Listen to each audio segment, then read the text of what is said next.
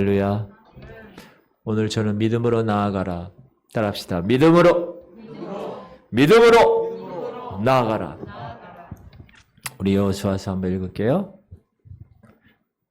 다 같이 읽을까요? 천천히. 시작. 또 여호수아가 아침에 일찍 일어나서 그와 모든 이스라엘 자손들과 더불어 시뜸에서 떠나 요단에 이르러 건너가기 전에 거기서 유숙하니라.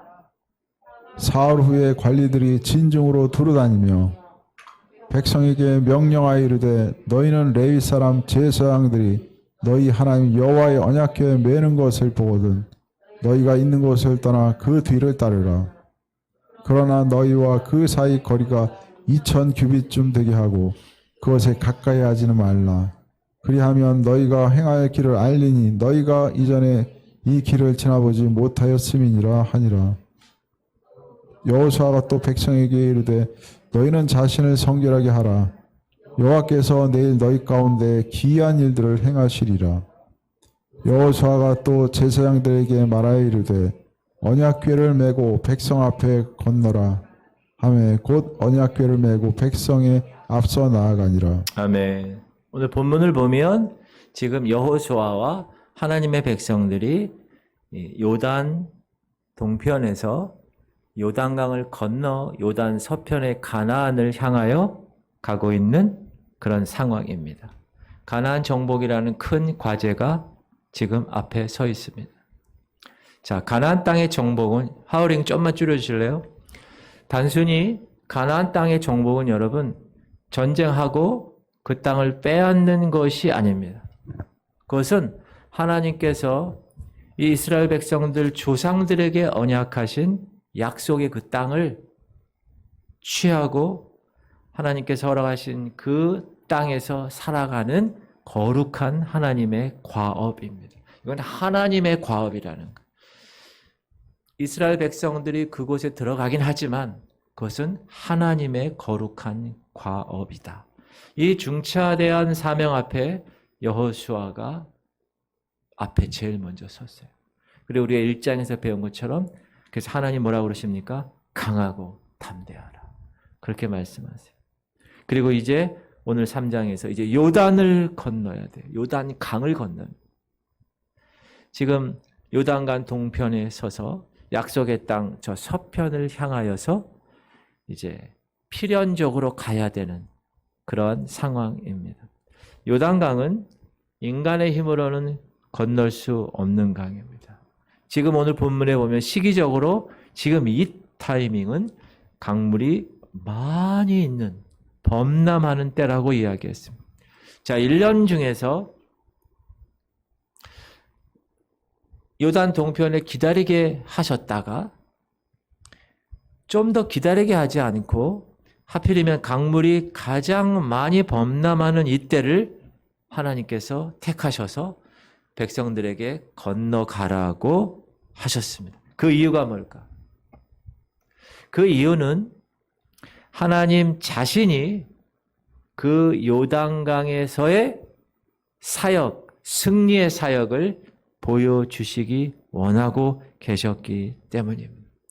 하나님은 여러분의 믿음과 여러분의 순종을 통해서 하나님 자신이 나타나시기를 원하십니다.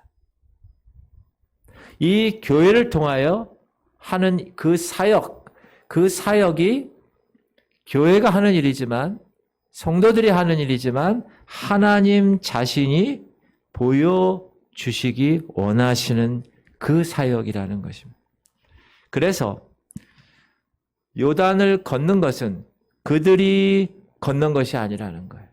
하나님이 그들을 건너게 하셨다는 것. 그것을 알게 하려고 하나님께서 가장 많이 물이 범람할 때 건너라고 기다렸다가 그렇게 명령하신 거예요. 그래서 그 철렁거리는 그 요단강의 그 물 넘침을 보면서도 나는 믿음으로 나는 그 말씀을 순종하겠습니다 하고 다리를 들어 요단강 첨벙거리는 그 강을 탁 쳤을 때 갈라졌다는, 오늘 본문이 그것을 상세하게 설명해 주고 있습니다.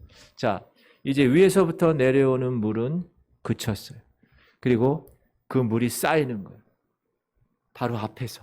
그리고 벽이 되는 거예요, 물이. 밑으로 흘러가던 물은 다 끝났어요. 16절. 시작. 곧 위에서부터 흘러내리던 물이 그쳐서 사르단에 가까운 매우 멀리 있는 아담 성읍 변두리에 일어나 한 곳에 쌓이고 아라바의 바다 여매로 향하여 흘러가는 물은 온전히 끊어지매 백성이 여리고 앞으로 바로 건널세. 여기 구체적으로 사르단에 가까운 먼 아담 성읍이라고 지명까지 정확하게 말씀하신 것은 이것이 역사적인 사실, 팩트라는 것입니다. 그리고 사진을 보여드릴게요. 자, 지금 가운데 이렇게 계곡 같은 게 있고 밑에 사해바다가 있죠. 염해예요. 소금바다. 가운데 이렇게 가는 거 제가 노란 화살표로 딱 건 것이 지금 오늘 여기에 나온 사르단이라는 것입니다. 그래서 저기에 모여서 이제 왼쪽으로 가기 위해서는 요단강을 반드시 건너야 되는 것입니다.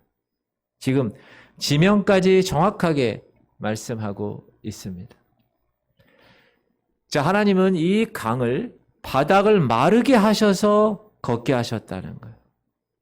그래서 제사장들은 그 마른 땅에 굳게 서 있고 백성들은 그 마른 땅을 통과했다는 겁니다. 17절 시작. 여호와의 언약궤를 맨 제사장들은 요단 가운데 마른 땅에 굳게 섰고 그 모든 백성이 요단강을 건너기를 마칠 때까지 모든 이스라엘은 그 마른 땅으로 건너갔더라. 이스라엘이 한 200만 정도 된다고 그러잖아요. 그 사람들이 다 건너기까지, 거기는 어린아이도 있을 것이고 또 무거운 진보다리도 있을 것이고 또 키우던 가축들도 있을 것이고 얼마나 많이 이동하겠어요. 근데 그 이동하기에 편리하게 하나님께서 아예 강바닥까지 마르게, 여러분 그거 안 마르면 질척질척해서 걸어갈 수도 없는 거예요. 완전히 마르게 아스팔트를 깔아놓은 거예요. 제가 얘기했죠. 박정희 대통령 아들 박지만 배문중학교 다닐 때 제가 환일중학교 있는데 배문중학교 거기는 시장통이에요. 거기 들어갈 수가 없어요. 자전거 타고 가도 자전거를 이렇게 서서 이렇게 걸어갈 정도. 근데 학부모 회의가 있다고, 박지만이 아버지가 오신다고. 그러니까 하루아침에 아스팔트 길이 생겼어요. 그 시장통. 박지만 아버지가 누구예요? 박정희 대통령이. 지금 그것처럼 하나님이 완전히 요단강을 이 200만의 이 이스라엘 하나님의 백성들을 이동시키기 위해서 그 질퍽질퍽한 물이 있는 땅에 완전 마른 땅으로 그렇게 하셨다라고 이야기하고 있습니다. 요단강의 거센 물결이 딱 멈춰지고 그것뿐만 아니라 요단의 바닥이 마른 땅을 걷게 하시는 것은 하나님의 크신 백성에 대한 사랑의 표현입니다. 얼마나 자상하신가. 하나님은 자상하십니다. 그래서 지금도 하나님을 믿고 순종하며 나아가는 저와 여러분을 위해서 주님은 자상하시게, 필요한 것이 있다. 그러면 자연의 질서, 자연의 법칙까지 초월해서라도 강물을 스탑시켜서 그 질퍽질퍽한 그 강물을 마른 땅이 되게 하십니다. 여러분 삶 가운데 장애물을 다 제거하십니다. 제가 브레이커라고 그랬죠? 예수 그리스도께서. 여러분 이렇게 추울 때 이 호수가 다 얼잖아요. 그럼 거기를 깨고 가야 돼요. 쇠빙선이. 그 쇠빙선은요 원래 그 배가 얼음을 깨게 만든 배예요. 그러니까 앞으로 쫙 나가요. 얼음을 다 깨는 거, 브레이크, 깨는 거. 그러면 우리는 뒤따라만 가면 되는 거예요. 할렐루야. 하나님은 그런 분이 자연의 질서까지 물이 흐르는 것 멈추게 하시고 질퍽질퍽한 것 마른 땅으로 만드시는 놀라운 사막의 길을 내시고 척박한 광야의 길을 내시는, 강을 내시고 길을 내시는. 읽어볼까요? 시작. 보라, 내가 새 일을 행하리니 이제 나타낼 것이라 너희가 그것을 알지 못하겠느냐. 반드시 내가 광야의 길을 사막에 강을 내리니 장차 들짐승 곧 승냥이와 타조도 나를 존경할 것은 내가 광야의 물을 사막의 강들을 내어 내 백성 내가 택한 자에게 마시게 할 것입니다. 할렐루야. 이 말씀을 붙드시기 바랍니다. 오늘도 하나님은 믿음으로 요단강을 건너가려고 하는 자들을 위해서 이런 일을 행하시는 거예요. 그렇다면 자, 이제 요단강을 우리가 어떻게 건너야 되는가? 오늘 본문을 통하여서 한번 살펴보겠습니다. 첫 번째는 하나님이 앞서 가실 때 우리는 따라가는 것. 따라합시다. 하나님이 앞서 가시면 나는 따라간다. 3절 시작. 백성에게 명령하여 이르되 너희는 레위 사람 제사장들이 너희 하나님 여호와의 언약궤 매는 것을 보거든 너희가 있는 곳을 떠나 그 뒤를 따르라. 자, 출애굽할 때 40년 동안 광야 생활할 때 구름 기둥과 불 기둥으로 하나님께서 그 백성들을 인도하셨습니다. 그런데 지금 뭐라고 그러느냐? 여호와의 언약궤를 따르라 이렇게 얘기하세요. 이스라엘 백성에게 있어서 여호와의 언약궤는 무엇을 상징합니까? 하나님의 임재를 상징합니다. 그 뒤를 따르라. 그 무슨 말입니까? 하나님을 따르라는 거예요. 보기에는 괴짝 같은, 여러분 언약궤가 얼마 많으냐 하면 우리 그 죽으면 들어가는 관 같은, 괴짝 같은, 보기에는 볼품없는, 그러나 그것이 하나님의 임재를 상징하기 때문에 그 괴짝을 제사장들이 메고 앞으로 가는 그 앞에 선 것을 보고 따라가라는 거예요. 하나님의 인도하심을, 하나님의 다스리심을 순종하여 경험하라. 이것이 하나님 백성들의 삶인 거예요. 그렇게 순종하면, 그렇게 하나님을 따라가면 하나님이 보호하시고 하나님이 인도하시고 하나님이 공급하시겠다. 그게 오늘 하나님께서 우리에게 말씀하시는 겁니다. 제사장들이 언약궤를 매는 것을 보거든 너희들은 그 뒤를 따르라. 하나님이 앞서 행하시는 것, 그것을 너희들은 보고 따라가기만 하면 된다. 여러분, 하나님은 언제나 우리 앞에 서서 인도하시는 분이십니다. 그러므로 하나님의 뜻이 먼저입니다. 사람의 생각은 뒤에입니다. 결코 교회에서 목사가 하나님보다 앞서서는 되지 않습니다. 어떤 사람들은, 어떤 교회는 하나님보다 앞서 가려고 하다가 실족하는 경우가 많습니다. 그 가는 길이 올바른 길이에요. 맞는 길이에요. 그 길이 맞아요. 그러나 하나님보다 앞서 가는 것은 옳지 않습니다. 하나님의 시간에 맞춰 가야 합니다. 우리의 발을 하나님께 맞춰서 걸어가야 합니다. 하나님이 먼저 앞서 가시는 겁니다. 그리고 우리는 뒤따라가는 거예요. 그것이 하나님의 방법입니다. 목회도 마찬가지, 교회 운영도 마찬가지. 하나님이 하나님의 방법으로 하시는 것을 우리가 인도함 받는 삶, 그것이 영적 삶의 원리입니다. 그리고 언약궤 뒤를 따르기 위해서는 제사장들이 궤 매는 것을 보고 출발해야 합니다. 자, 이스라엘 백성들이 해야 할 일은 뭐냐? 출발 준비를 다 맞추는 거예요. 다 끝내는 거예요. 그리고 나서 준비하고 있다가 뭘 봐야 돼요? 제사장들의 움직임을 주시하고 있다가 제사장이 언약궤 매는 것을 보면 출발해야 한다는 거예요. 만약에 제사장이 언약궤를 딱 맬 때 준비하지 못했다, 뒤따라가지 못했다, 그러면 안 됩니다. 그러므로 하나님의 인도하심을 기다리는 사람은 늘 준비 상태에 있어야 합니다. 제가 공군 알라트 얘기하죠. 5분 대기죠. 조종사 방, 정비사 방, 그들은 24시간 3교대로 항상 준비한 상태, 완전 군장합니다. 조종사도 이 파라슈트 메고 있고요. 다 이 G슈트라고 그래요. 이 조종사들은 저 위에 올라가면 그 속도가 빠르기 때문에 피가 막 왔다 갔다 하면 이게 피가 이쪽으로 이렇게 막 돌다 보면 피가 머리에서 내려오는 경우가 있어요. 그러면 기절을 합니다. 그러지 않기 위해서 중력 옷이라고 있어요. 그걸 입고, 그거 다 입고 준비하고 있어요. 정비사도 완전 군장하고 기다리고 있어요. 그렇게 준비해야 대기 상태에 있어야 하나님의 인도하심을 받을 수가 있다. 하나님이 여러분에게 어떤 징조를 보이세요? 보였어요.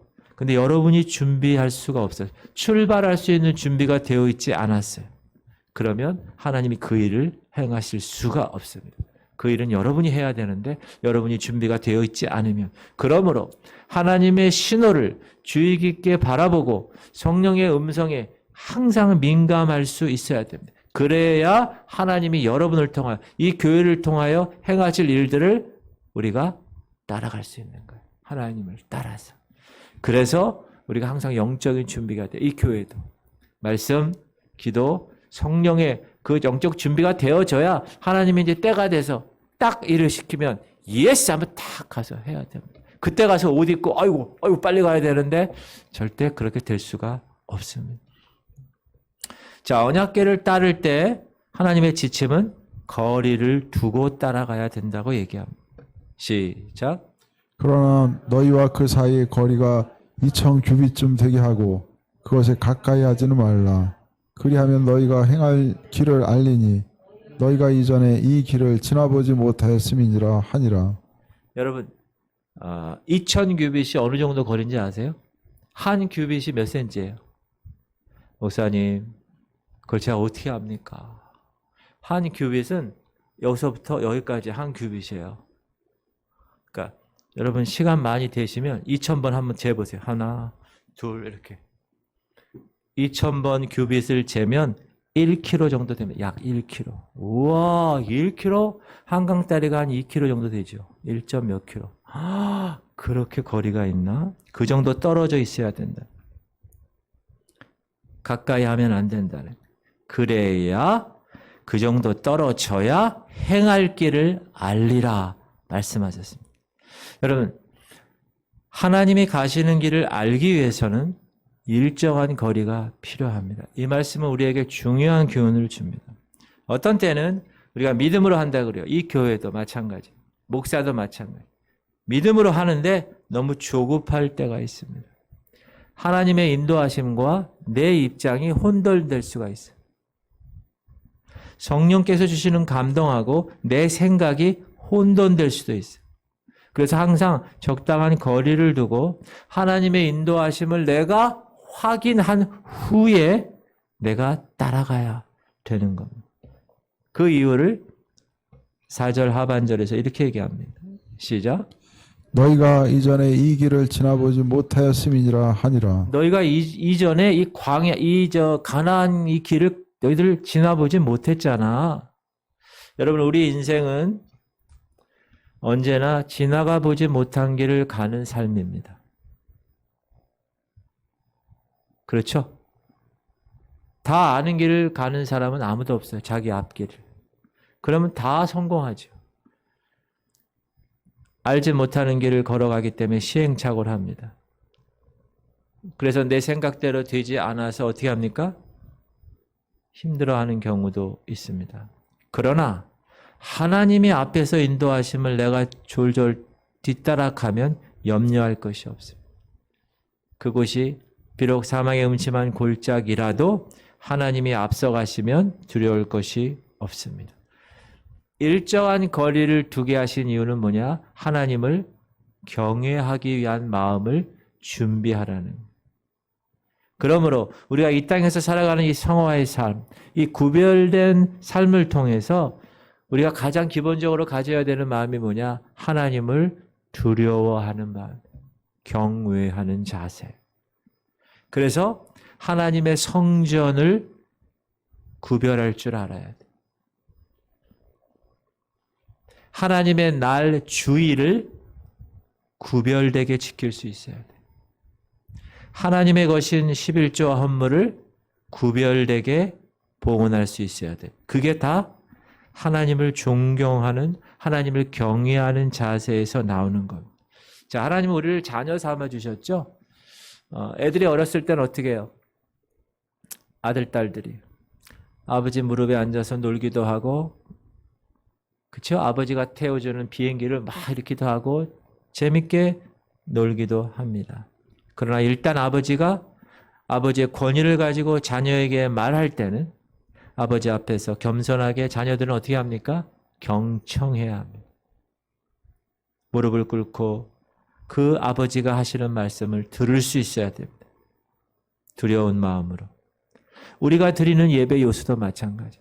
여러분, 하나님 아버지니까 우리 자녀들이 여기서 기쁜 축제 현장에서 예배 드리는 거 맞습니다. 그러나 동시에 하나님 앞에 무릎 꿇을 수 있는 경외감, 그 경외심이 함께 어우러져야 진정한 예배가 되는 것입니다.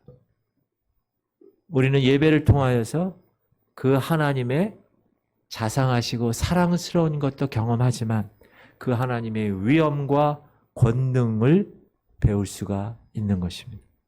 자, 그러면 그 언약궤를 따르기 위해서 하나님이 요구하시는 것이 있습니다. 시작. 여호수아가 또 백성에게 이르되 너희는 자신을 성결하게 하라. 여호와께서 내일 너희 가운데 기이한 일들을 행하시리라. 따라합시다. 너희는 자신을 성결하게 하라. Sanctify yourselves. 자, 하나님의 일을 하시려고 하나님이 오셨어요.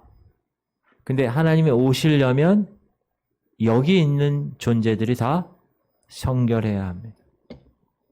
죄가 있는 곳에 주님은 오시지 않습니다. 죄를 가지고는 감히 하나님의 임재의 상징인 언약궤를 따를 수가 없습니다. 그래서 하나님은 하나님의 일을 하시기 전에 먼저 우리에게 뭘 얘기하십니까? 성결하게 하라고 요구하십니다. 그러므로 여러분, 이 교회가 하나님의 거룩한 그 일을 담당하고 사역하는 교회로 쓰임 받기 원하는 교회, 여러분도, 목사인 저도 마찬가지, 여러분도 마찬가지, 큰 하나님의 일을 나를 통하여 여러분을 통하여 이루어지기를 원하십니까? 그러면 우리가 어떻게 준비해야 됩니까? 이 교회가 성결하게 돼야 됩니다. 목사가 성결해야 돼요. 성도가 성결해야 돼요. 마음도, 몸도, 옷도, 말도, 생각도, 우리의 삶 전체가 거룩해야 거룩한 영이신 성령께서 임하시고 그 거룩한 상태가 되었을 때 하나님은 우리 가운데서 하나님의 일을 행하시는 것입니다. 저는 우리 교회가 하나님의 일을 감당하는 교회가 되기를 소망합니다. 그러기 위해서는 이 교회가 거룩해야 합니다. 교회가 거룩하다는 것은 이 교회에서 행해지는 모든 일, 예배를 포함해서 기도, 선교, 구제, 섬김, 이런 모든 것들이 다 하나님 보시기에 깨끗해야 된다는 거예요. 그렇게 되기 위해서는 교회를 구성하고 있는 여러 구성원들, 특별히 목사인 저부터 성결해야 합니다. 그래야 하나님이 이 교회를 쓰십니다. 그리고 성도들 모두가 다 성결해야 합니다. 이 교회가 하나님 보시기에 이제 준비가 되어서 하나님의 사역을 감당하시려고 하나님이 주실 때 성결하지 않으면 주시지 않습니다. 그때 성결하고 거룩할 때 하나님의 일을 감당케 하시는 것입니다. 하나님은 저와 여러분을 통해서 하나님의 일을 하십니다. 하나님은 전지하시고 전능하셔서 한꺼번에 다 하나님을 하실 수 있어요. 하나님의 일을. 그러나 하나님은 그렇게 일하지 않습니다. 하나님은 교회를 통하여, 목사를 통하여, 여러분을 통하여 하나님의 일을 하시는 것입니다. 그러므로 그렇게 쓰임 받을 사람은 반드시 성결해야 합니다. 할렐루야. 거룩하십시오. 죄와 피 흘리기까지 싸우십시오. 우리는 어떻게 해요? 세례 받을 때 죄에 대하여 죽은 존재예요. 여러분, 죄에 대하여 죽은 존재 맞습니까? 그러면 죄를 안 지어도 되는 존재. 꼭 기도하십시오. 꼭 붙드셔야 됩니다. 두 번째, 우리가 여기서 배울 하나님의 원리는 지도자는 앞서가야 된다는 거예요. 6절 시작. 여호수아가 또 제사장들에게 말하 이르되 언약궤를 메고 백성에 앞서 건너라 하며 곧 언약궤를 메고 백성에 앞서 나아가니라. 자, 언약궤를 맨 제사장이 백성들 앞서 나갔습니다. 요단강에서도 지도자인 제사장들의 발을 먼저 강물에 들여 놓아야 했습니다. 아직 출렁거리는 이 범람의 요단 강물에 그것도 언약궤를 어깨에 메고 그 발을 요단강에 먼저 들여 놓아야 하는 사람은 누구예요? 지도자라는 거예요. 지도자. 그러면 지도자가 그 발을 디뎌 딱 발을 디디며 그때 물이 끊어진다. 그리고 흐르는 물이 쌓여서 벽이 될 것이야. 그렇게 얘기한 거예요. 13절 시작. 온 땅에 주 여호와의 궤를 맨 제사장들의 발바닥이 요단물을 밟고 멈추면 요단물 곧 위에서부터 흘러내리던 물이 끊어지고 한 곳에 쌓여 서리라. 제사장들이 여러분 요단강이 막 여러분 강물도 물이 크면 무서워요. 휩쓸려 가게 돼 있어요. 그런 세차게 흘러가는 물에 무거운 법궤를 메고 발을 들여놓는 것 쉬운 일이 아닙니다. 제사장들에게 있어서 두려운 일일 수도 있어요. 무서운 일일 수도 있어요. 그러나 하나님의 말씀을 믿고 순종하는 결단이 있었기에 하나님 말씀을 절대적으로 믿고 따르는 순종이 있었기에 제사장들은 순종했습니다. 자, 지도자들은 여러분 모든 일에 모범을 보여야 합니다. 특별히 무슨 모범? 순종의 모범을 보여야 합니다. 다른 사람들보다 믿음으로 행동해야 합니다. 지도자들이 믿음으로 앞장서야 백성들이 따라가게 됩니다. 꼭 기억하십시오. 하나님은 우리 교회 지도자들을 세우셨습니다. 목사인 저부터 해서 운영위원회, 목자, 매니저, 각 공동체 지도자를 세우셨습니다. 그 세움받은 지도자들은 먼저 순종해야 합니다. 지도자들이 앞서서 믿음으로 빠질 것 같은 요단강에 발을 내디뎌야 합니다. 그래야 요단강이 멈추는 거예요. 지도자들이. 2022년도 회기가 이제 끝나고 이제 2023년도 우리가 내일 모레 그 다음 주에 사무총회를 하는데 하나님께서 우리 교회 허락하신 지도자들 이 말씀을 꼭 붙드실 수 있기를 주 여러분을 축원합니다. 지도자들이 모범을 보여야 한다. 그 다음에 지도자들은 하나님이 세우신 곳에 굳게 서야 되는 거예요. 굳게. 17절 시작. 여호와의 언약궤를 맨 제사장들은 요단 가운데 마른 땅에 굳게 섰고 그 모든 백성이 요단을 건너기를 마칠 때까지 모든 이스라엘은 그 마른 땅으로 건너갔더라. 특히 이 지도자들에게 필요한 덕목은 굳게 서는 겁니다. 굳게 서는 거는 뭐예요? 충직하게 흔들리지 아니하고, 자, 가정생활도 굳게 서야 합니다. 직장생활도 굳게 서고 교회 생활도 심지가 견고해야 되는 거예요. 그 사람이 승리하는 사람이 흔들리지 말아야 됩니다. 어떤 사람, 이 사람 말 들으면 그랬어? 아유 그렇구나 그 권사. 또 이 말 들으면 그랬어? 나 이렇게 생각했는데 아이고 그 사람 잘못했네. 이렇게 저 사람 말 듣고 이 사람 말 듣고 쏠깃쏠깃하는 삶이 아닙니다. 심지가 굳은 삶은 뭐예요? 오직 하나님 말씀만이 기준이 되는 삶, 그리고 그 말씀 가운데 굳건히 서는 삶, 그것이 심지가 굳은 사람입니다. 그 사람만이 요단강을 건널 수가 있는 거예요. 그 사람만이 승리할 수 있는 거예요.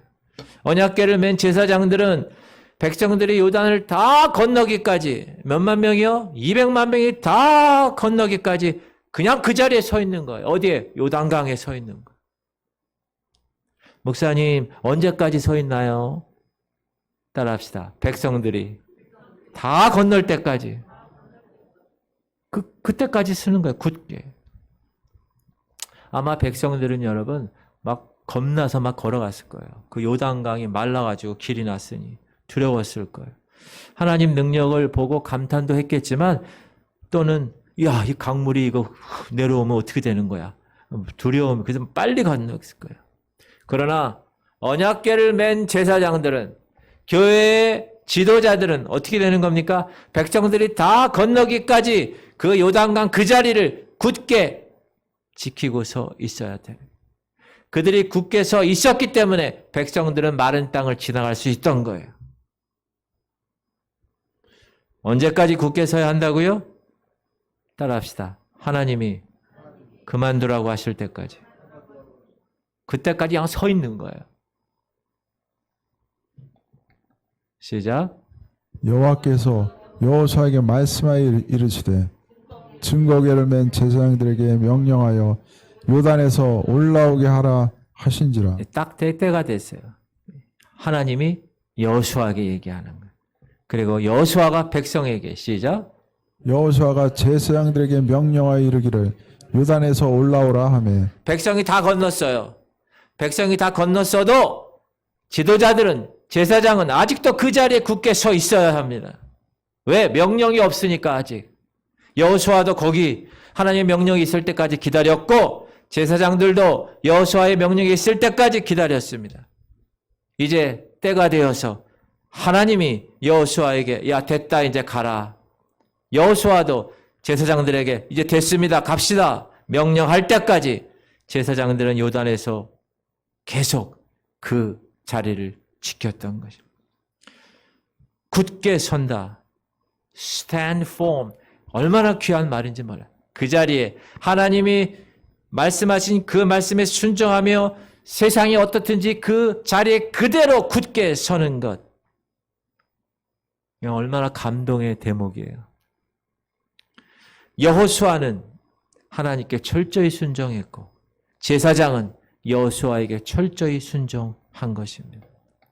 하나님의 일을 하는 사람들은 특별히 앞서서 리더십으로 섬기는 사람들은 우직할 정도로 신실하고 충직하게 그 자리를 굳게 지켜내야 합니다. 이게 하나님의 사람의 모습이에요. 하나님은요, 심지가 굳은 자를 평강에서 평강에 이르게 하신다고 말씀하세요. 시작. 주께서 심지가 견고한 자를 평강하고 평강하도록 지키시리니 이는 그가 주를 신뢰함이니이다. 정말 크게 쓰임받는 교회, 정말 크게 쓰임받는 목사, 정말 크게 되는 성도, 축복의 도구로 쓰임받는 사람들은 심지가 견고한 사람입니다. 꽤 써서 머리가 좋다고 그런 거 하나님 원치 않으세요. 심지가 견고하여 상황이 어떻든지 하나님 명령이 아직 이르지 않았으면 다 끝난 것 같아도 그 자리에 굳게 서 있는 사람, 그렇게 심지가 견고한 사람, 저는 그런 성도가 우리 귀한 교회에 가득 차 넘치기를 주의 이름으로 축원합니다. 그게 복된 교회예요. 그게. 세 번째는 요단을 건너게 하신 하나님의 또 다른 목적이 있어요. 7절 시작. 여호와께서 여호수아에게 이르시되 내가 오늘부터 시작하여 너를 온 이스라엘의 목전에서 크게 하여 내가 모세와 함께 있었던 것 같이 너와 함께 있는 것을 그들이 알게 하리라. 요단강을 건너는 일은 가나안 정복의 필수 과정이지만 또 하나의 목적이 지금 뭐라고요? 하나님께서 여호수아를 이스라엘 목전에서 크게 하셨다는 거예요. 이거는 여호수아를 올려줬다는 거예요. 그건 여호수아를 위한 일이기도 하지만 그 백성들에 대한 은총이기도 합니다. 왜냐하면 백성들에게 축복은 딴 게 아니라 좋은 지도자를 존경하고 신뢰하는 것이기 때문에 그렇습니다. 이건 정말 어느 공동체의 지도자가 정말 중요하다는 것을 이야기합니다. 여러분, 영적 지도자의 유일한 권위가 뭔지 아십니까? 쉽게 얘기할게요. 교회 공동체에서 영적 지도자인 목사 있죠? 이 목사의 유일한 권위가 뭔지 아세요? 돈? 목사가 돈이 많은 것? 명예? 목사가 힘이 세? 힘? 뭐 아는 사람 많아. 그래가지고 막 얘기해가지고 뭐 이렇게 하는 것? 그렇지 않습니다. 목사의 유일한 권위는 하나님이 함께 하시는 겁니다. 그것을 영권이라고 이야기하는 거예요.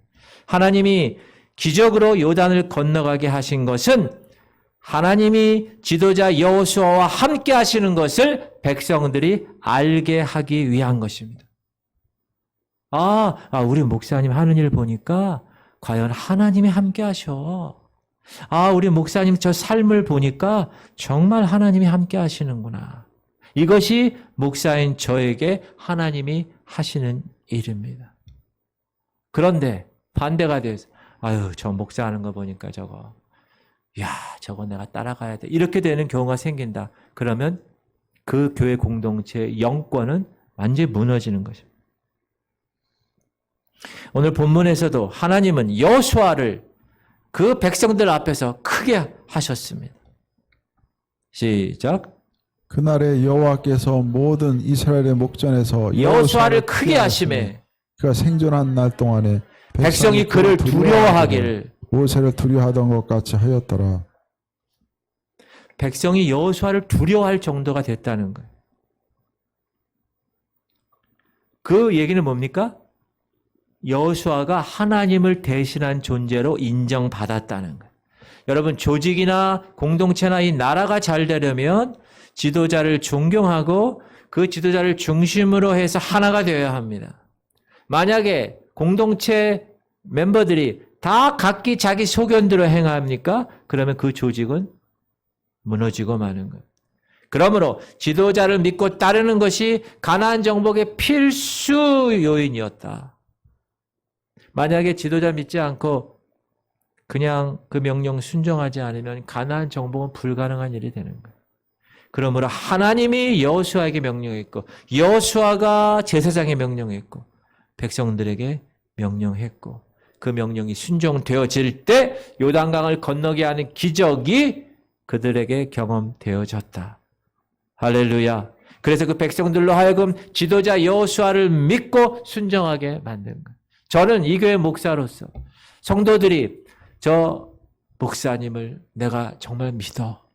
저분이 얘기하는 거는 내가 순종할 거야. 물론 인간이지만 하나님의 주신 영권을 통하여서 하나님이 그렇게 하시는 걸 내가 믿어. 그렇게 되는 목사가 되길 원합니다. 할렐루야. 그러기 위해서 제가 제일 먼저 어떻게 해야 될까요? 성결해야 되겠고 하나님 앞에 부끄럼 없이 행해야 되겠고 모든 문제에 있어서 내 삶에 있어서 그렇게 살아야 되겠죠. 또 한 가지 가나안 정복을 하게 하는 것을 이 요단강 사건을 보고 백성들이 그럼 가나안 정복 다 하겠네 라는 믿음을 주기 위해서 10절 시작. 또 말하되 살아계신 하나님이 너희 가운데 계시사 가나안 족속과 헷 족속과 히위 족속과 브리스 족속과 기르가스 족속과 아모리 족속과 여부스 족속을 너희 앞에서 반드시 쫓아내실 줄을 이곳으로서 너희가 알리라. 이것으로서 너희가 알리라. 지금 요단강을 건너는 이 기적을 통해서 너희는 가나안의 모든 족속을 다 하나님께서 멸하실 거를 믿게 할 거라는 거예요. 요단강 기적을 통해서 하나님은 가나안 족속을 쫓아내 주실 것을 믿게 하셨다는 거예요. 요단 강물이 멈추게 하시는 하나님의 능력이 동일하게 이 가나안 땅을 정복하는 그 영역에서도 동일하게 이루어질 것이다. 여러분, 하나님이 큰 일을 행하실 때는요, 눈에 보이는 일도 있지만 그 안 보이는 이면의 일도 주님의 기쁘신 뜻과 목적이 들어가 있다는 거예요. 백성들의 마음이 지도자 여호수아를 존경하고 하나님과 신뢰가 이루어진다면 가나안 정복은 문제가 되지 않는 거예요. 이 교회도 마찬가지예요. 하나님이 이제 쓰시기 원해서 준비시키셨는데 목사 자체가 성결하지 못하고 성도들이 목사를 따르지 아니하고 어떤 교회 공동체에 대한 그러한 하나님의 기대가 있는데 그 기대에 못 미치면 하나님이 이 교회를 쓰지 않으십니다. 하나님이 목사를 쓰지 않으세요. 그러므로 우리가 정말 목사인 저부터 시작해서 모든 공동체가 하나가 되어서 지도자를 존경하고 하나님을 신뢰하는 것이 이루어지면 하나님이 이 교회를 쓰실 것입니다. 저는 확신이 있어요. 할렐루야. 우리 교회는 따라합시다. 우리 교회는 좋은 교회입니다. 맞습니까? 얼마나 좋은 교회인지 몰라. 매일매일 좋은 교회인데 일일이 다 얘기하면 쓸 데가 없어요. 그래서 이제 막 쓸 곳이 없어서. 자, 뿐만 아니라 이 요단강을 건너는 목적 중에 하나가 뭐냐? 기존에 있는 가나안 족속들이 어떻게 해요? 두려워 떨게 하려고. 시작. 요단 서쪽의 아모리 사람의 모든 왕들과 해변의 가나안 사람의 모든 왕들이 여호와께서 요단물을 이스라엘 자손들 앞에서 말리시고 우리를 건너게 하셨음을 듣고 마음이 녹았고 이스라엘 자손들 때문에 정신을 잃었더라. 할렐루야. 제목이 나와도 읽어 그러면 탁 읽으신 너무 감사합니다. 읽어주셔서. 말씀이 아닌데도 불구하고 얼마나 그냥 믿음으로 행했는지 몰라요. 감사합니다. 할렐루야. 이게 바로 믿음이에요. 이게 지도자를 따라가는 믿음. 하나님은 요단강 기적을 통해서 이스라엘 백성들을 강하게 하고 담대하게 하시고, 그렇죠? 야, 우리가 오합지졸이 아니네. 어유, 야, 하나님 이렇게 하시면 우리는 저거 가나안 땅 다 우리가 접수할 수 있네. 이런 마음을 주시고, 동시에 그쪽에 있는 요단 서편에 있는 그 가나안 족속들에게는 뭐예요? 간담이 녹는 거예요. 아이고야. 아이, 저들이 하나님을 믿는다는데 하나님이 그냥 일을 다 해주신대. 이미 적들은 심리적으로 패배하고 있었던 거예요. 그걸 다 들었을 거예요. 사랑하는 성도님들, 오늘 우리 앞에 여러분이 생각할 때 건널 수 없는 요단강이 넘실거리고 있습니까? 인간의 눈으로 바라보지 말고 믿음의 눈으로 하나님이 그 요단을 건너가게 하실 것을 바라보십시오. 그것이 재정이든지, 그것이 남편, 자녀 구원이든지, 그것이 여러분 삶 가운데 건강이든지, 그건 모르겠어요. 그러나 하나님이 분명하게 하나님께서 원하시는 계획이 있는데 그 계획을 여러분을 통해서 하실 거라고 말이죠. 그럼 여러분들이 뭐 하면? 준비하면. 어떻게? Sanctify yourself. 내 자신을 정결하게 하고 저 법궤가 움직이는 제사장의 눈을 바라보며 준비하고 그가 움직이면 내가 움직이는 그러한 모습으로 절대 믿음과 절대 순종 앞에 여러분이 선다면 반드시 요단강은 갈라지고 우리는 능히 가나안을 쟁취하게 될 것입니다. 그게 바로 믿음으로 요단을 건너는 백성들의 삶입니다. 그것이 바로 하나님, 저와 여러분, 하나님의 백성들의 삶이라는 것. 그것이 이 교회의 삶이고. 할렐루야. 이제는 우리 주 예수 그리스도의 무한하신 은혜와 하나님 아버지의 극진하신 사랑하심과 성령님의 감동감화 충만 교통 이루하심이 이제 주님만 바라보며 따라가는 하나님의 거룩한 용사들 되기로 결단하며 이 자리를 떠나는 반드시 가나안 땅을 취할 것이라고 믿고 요단강을 건너는 하나님의 백성들 머리 위에 이제부터 영원토록 함께 하시기를 간절히 축원하옵나이다. 아멘.